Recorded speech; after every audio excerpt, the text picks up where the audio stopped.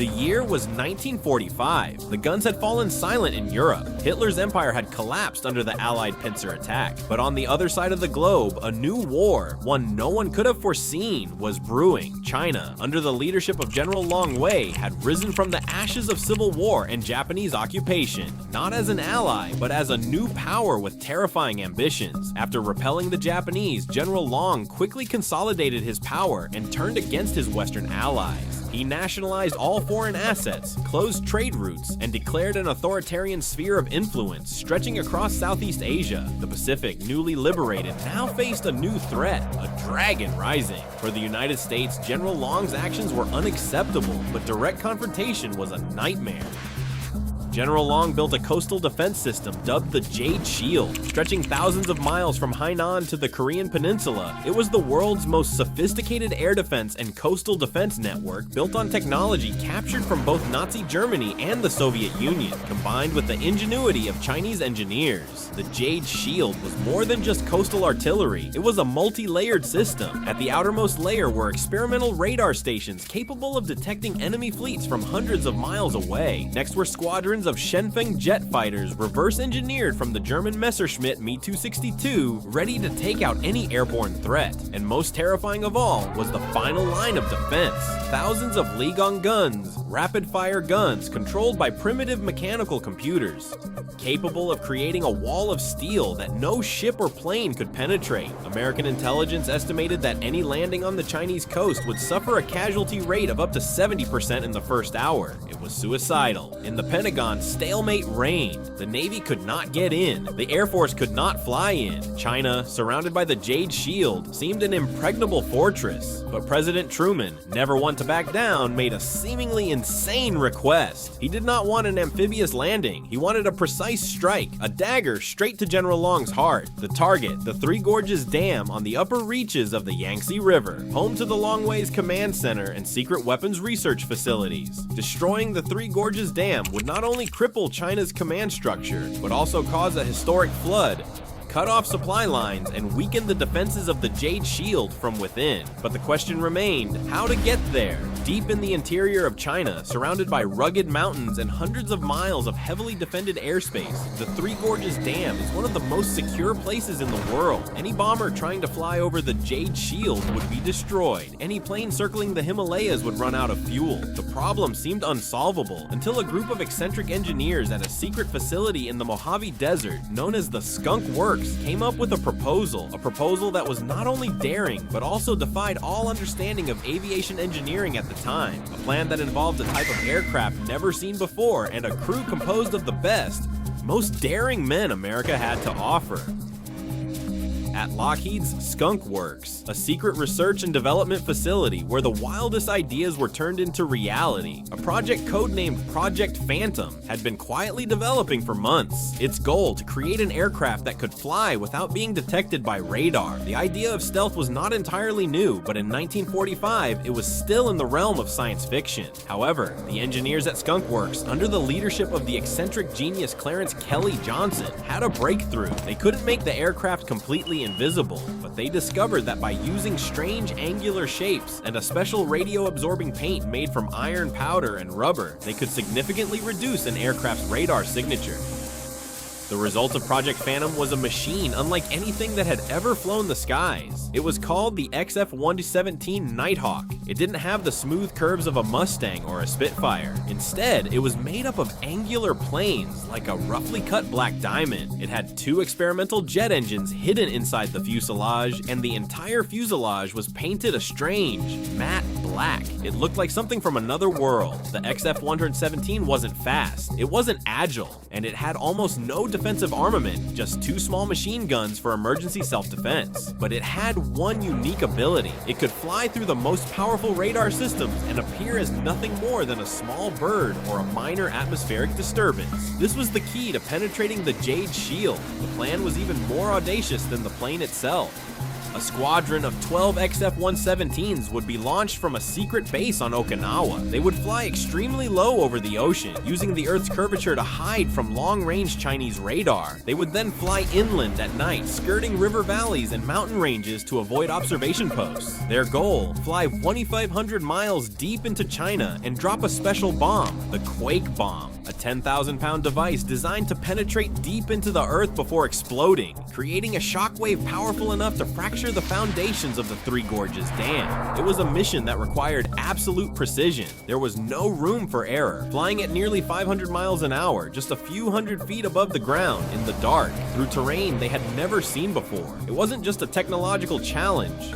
It was the ultimate test of human skill and nerve. And to lead this mission, the Air Force needed a special commander, someone who wasn't just a great pilot, but also a leader who could inspire others to do the impossible. They found that person in Major Blackjack Cole. Cole was a living legend in the Army Air Corps, an ace who had shot down more than 20 German aircraft over Europe, including Me-262s. But Cole was no daredevil. He was a cold, calculating man, an expert in low-altitude tactics. More importantly, he was one of the few test pilots who had flown the XF-117 and mastered it. He knew the sharp-edged beast's strengths and its deadly weaknesses. Cole was given complete control over his squadron. He did not choose the most famous aces. He chose quiet, disciplined, and steely-nerved pilots. He chose bomber pilots, accustomed to long flights and precision. He chose night pilots, for whom the darkness was his friend. He assembled a group of 24 pilots and navigators, who became known as Cole's Raiders. They were taken to an isolated base in the Nevada desert, a place not on any map. There, they began the most secret and brutal training in Air Force history, at Lockheed's Skunk Works, a secret research and development facility where the wildest ideas were turned into reality. A project codenamed Project Phantom had been quietly developing for months. Its goal: to create an aircraft that could fly without being detected by radar. The idea of stealth was not entirely new, but in 1945 it was still in the realm of science fiction. However, the engineers at Skunk Works, under the leadership of the eccentric genius Clarence Kelly Johnson,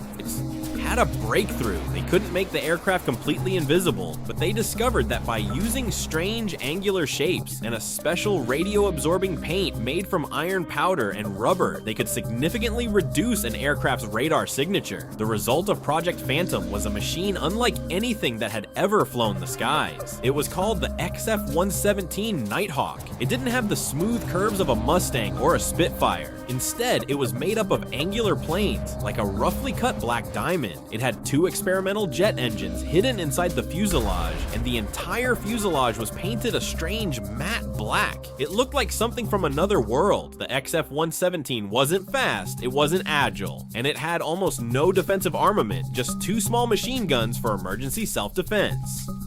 But it had one unique ability. It could fly through the most powerful radar systems and appear as nothing more than a small bird or a minor atmospheric disturbance. This was the key to penetrating the Jade Shield. The plan was even more audacious than the plane itself. A squadron of 12 XF-117s would be launched from a secret base on Okinawa. They would fly extremely low over the ocean, using the Earth's curvature to hide from long-range Chinese radar. They would then fly inland at night, skirting river valleys and mountain ranges to avoid observation posts. Their goal: fly 2,500 miles deep into China and drop a special bomb, the Quake Bomb, a 10,000-pound device designed to penetrate deep into the Earth before exploding, creating a shockwave powerful enough to fracture the foundations of the Three Gorges Dam.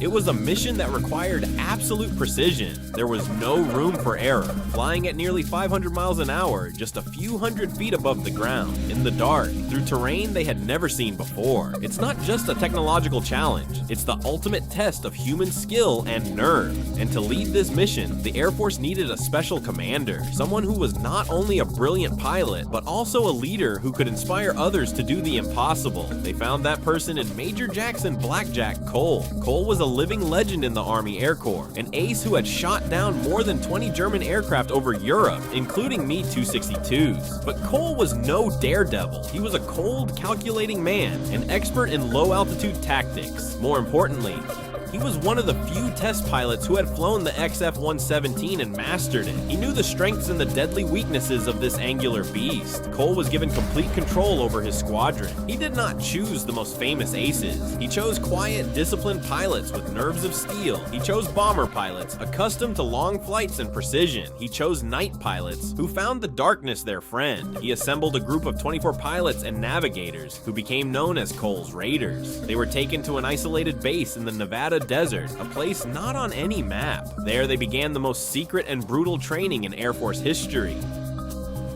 The night of November 1st, 1945, Kadena Airfield was shrouded in darkness and pouring rain. Under the cover of a storm, one by one, 11 XF-117 Phantoms rolled silently onto the runway. There was no roar of propellers, only the ghostly whine of experimental jet engines. Like real ghosts, they took off in silence, without lights, without radio contact, and disappeared into the pitch-black night. Operation Dragon's Arc had begun. In the cockpit of the lead XF-117, Major Blackjack Cole held the helm, his eyes fixed on the rudimentary instruments. Beside him, his navigator, Captain Evans, was struggling with the astronomical navigation system, trying to catch a few stars through the cracks in the storm clouds. The first flight, which lasted more than 2 hours over the rough seas, was a test of nerves. They flew at altitudes just 200 feet high, just above the Whitecaps, low enough that China's long-range radars couldn't spot them. As expected, the Jade Shield was blind. Radar screens along the Chinese coast showed only the disturbances caused by the storm. Cole's 11 planes had passed through the first line of defense undetected. Now came the most dangerous part, flying over land. According to the plan, they would follow the mouth of the Yangtze River, flying deep inland. Darkness was their friend, but also their enemy. They had to trust their maps, their navigators' calculations, and their ground view radar, which flickered and gave ghostly images of the terrain ahead. They hurtled through narrow valleys, cliffs appearing and disappearing in the darkness in a split second. It was a flight that required absolute concentration, a high-speed dance with death. For hundreds of miles, they encountered no any resistance. The Jade Shield had failed. Stealth technology,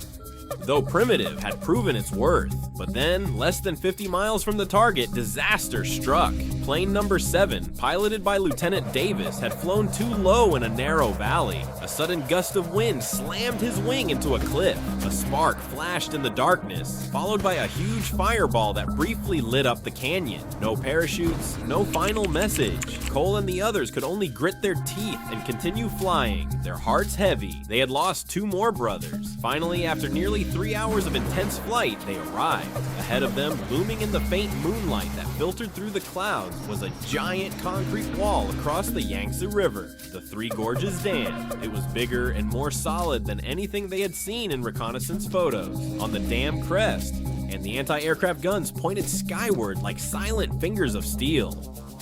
All planes, attack positions. Cole's voice broke the silence for the first time over the radio. As planned, good luck. 10 remaining XF-117s spread out, each aiming for a predetermined position along the dam. Cole would be the first to attack. He lowered his plane, hurtling toward the concrete wall at over 500 miles an hour. The searchlights on the dam suddenly lit up, white beams of light streaking across the night sky. They had been spotted at the last minute. The siren blared. The Thunderbolt guns opened fire, sending a thick rain of bullets flying toward them. Now! Cole shouted. He pulled hard on the stick. The XF-117 pitched violently. Inside, Cole and Evans were pressed tightly into their seats. At that moment, the 10,000-pound Tarek bomb was released, flying in a parabolic trajectory toward the base of the dam. Cole immediately turned sharply left, his engine roaring as he tried to escape the danger zone. Seconds later, a bright light, brighter than the sun, erupted from the base of the dam, followed by a silent explosion they could feel through the fuselage. The dam shook. One by one, the 9 remaining Wraiths repeated their death dance. 2 were hit by anti-aircraft fire and exploded into fireballs, but the remaining 8 had successfully dropped their bombs. 8 Tarek bombs had sunk deep into the rock beneath the dam. Cole circled back at a safe distance to assess the damage. At first, nothing seemed to be happening. The giant dam was still standing, only a few puffs of smoke rising. For a moment, Cole's heart sank. Had they failed? But Then it began. A small crack appeared near the base of the dam, like a strand of hair. The crack grew larger, spreading like a spider web. A low growl began to emanate from deep within the dam, the sound of billions of tons of concrete being torn apart from within. And then, with a deafening roar, a huge section of the dam's center burst open. A wall of white water, hundreds of feet high, erupted from the breach with unimaginable force. The Three Gorges Dam had broken. The mission had been a success. But for the 8 planes and 16 survivors, the battle was far from over. They had dealt a mortal wound to the dragon, but were now deep in its territory, with fuel running low and a long, dangerous journey home. Below the XF-117s, a man-made cataclysm was unleashed. The massive wall of water, freed from the dam's restraints, roared down the Yangtze River Valley with the force of 1,000 storms combined. It swallowed everything in its path: villages, bridges, railways. The flood of history had begun, and with it, chaos engulfed the entire command structure of General Long Wei. In the command bunker built deep inside the dam, utter panic reigned. Communication lines were cut. Secret weapons laboratories were flooded in minutes. The nerve center of the Jade Shield was submerged. General Long Wei, who had luckily escaped the main command area just before it collapsed, could only watch in anger as his empire was swept away. He had been defeated, not by a mighty fleet, but by 8 unidentified aircraft that had appeared and disappeared like ghosts. He immediately ordered the entire Divine Wind Air Force to take off. "Find them," he shouted. "I don't care what you do. Find and destroy those ghosts." In the air, Cole's remaining 8 XF-117s were flying west at full speed, towards the Himalayas and the fragile safety of India. But they had lost their greatest advantage, the element of surprise. Now the entire Chinese Air Force was hunting them. Cole knew that their stealth technology was not a perfect cloak of invisibility. At close range, or if illuminated by radar from a certain angle, they could still be detected. Their fuel gauges were dropping alarmingly. The chase was on. The first plane spotted was Lieutenant Peterson's. He flew too high to avoid a mountain peak and was spotted by a mobile radar station. Within minutes, 2 Godwind jets were on his tail. The XF-117 was not built for dogfighting. It was slow and clumsy.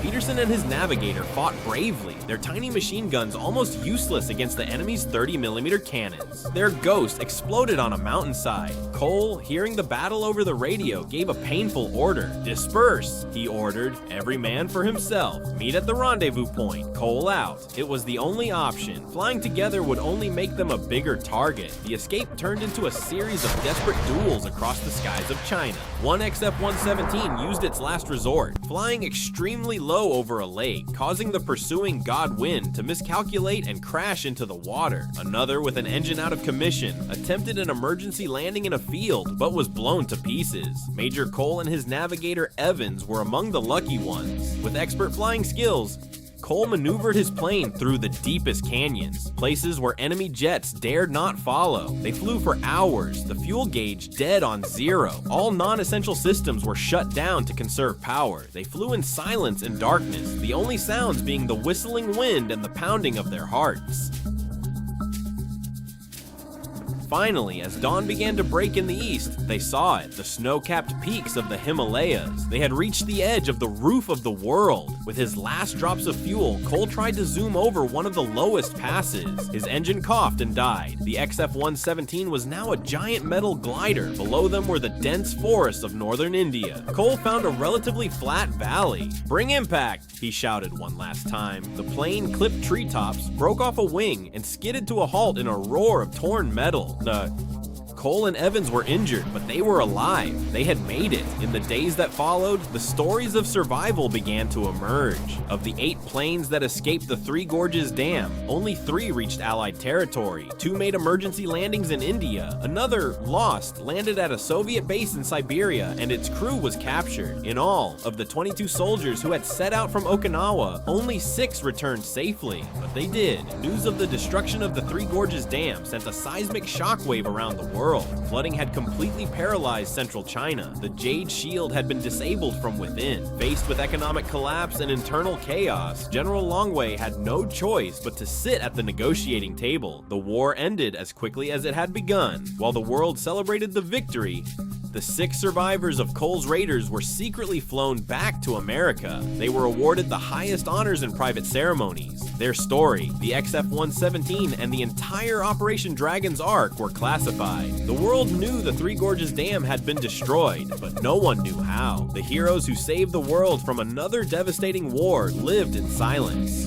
The war with China ended, a peace treaty was signed, the world entered a new era of reconstruction, and the Cold War was in full swing. But the story of the Cole Raiders and their Phantom planes was erased from the pages of official history. It became one of the most closely guarded secrets of the 20th century. The survivors, including Blackjack Cole, were bound by vows of silence. They returned to civilian life, carrying the burden of memories and fallen comrades that they could not share with anyone. For the families of the 16 soldiers who did not return, they received only a brief notice that their son, husband, and father had killed in the line of duty flying in extreme weather conditions. The truth of their bravery was buried under the veil of national security. The XF-117 Nighthawk project was immediately canceled. Although it had proven spectacularly effective, it was too ahead of its time, too difficult to fly, and too expensive to mass produce. The surviving aircraft and blueprints were returned to the Skunk Works, stored deep in underground bunkers in the desert. Stealth technology once again became a ghost, a whispered legend in intelligence circles, but the legacy of Operation Dragon's Ark quietly shaped the world. It had demonstrated beyond doubt that air superiority was no longer about speed or firepower alone. It was about seeing without being seen. This lesson launched a secret arms race that lasted for decades. American and Soviet engineers poured billions of dollars into stealth research, each side trying to replicate the feat of the XF-117. It took more than 40 years for technology to catch up with the vision of the pioneers in 1945. In the late 1980s, the world was stunned when the US Air Force unveiled the F-117 Nighthawk, a stealth bomber with strange angular shapes. When the first images of it were released, a few military historians and aviation enthusiasts noticed an uncanny resemblance to a mysterious experimental aircraft that had disappeared since the 1940s. The secret began to be revealed. Finally, in 1995, on the 50th anniversary of the end of World War II, the US government officially declassified all files on Operation Dragon's Ark. For the first time, the world learned the true story of the bravery of Cole's raiders. Blackjack Cole, now a silver-haired retired general, along with 5 other survivors, were honored at the White House. The names of the 16 fallen soldiers were finally engraved on a memorial, not as victims of an accident, but as heroes who carried out one of the most daring heists in history. Their ultimate legacy is not just that they prevented a war, it is a lesson in innovation and courage. It proves that sometimes, to solve an impossible problem, you need not only brave soldiers, but also engineers who dare to dream the impossible. It is proof that a small group of dedicated people, armed with groundbreaking technology, can change the course of history. Today, when we look up to the sky and see modern stealth aircraft like the B-2 Spirit or the F-22 Raptor, we should remember that they are all spiritual descendants of an angular jet black machine that flew into the night nearly a century ago. They are the legacy of the Phantom and the brave pilots who dared to fly it, who proved that even the most fortified fortresses can crumble before a bold enough idea and a sharp enough dagger. History is full of hidden chapters, secret missions, and unsung heroes who have silently shaped our world. The story of Operation Dragon's Ark is just one of them. If you want to join us in deciphering more incredible historical stories, please subscribe and turn on notifications. Question for you: what secret military technology do you think has had the biggest impact on history? Let us know your thoughts in the comments.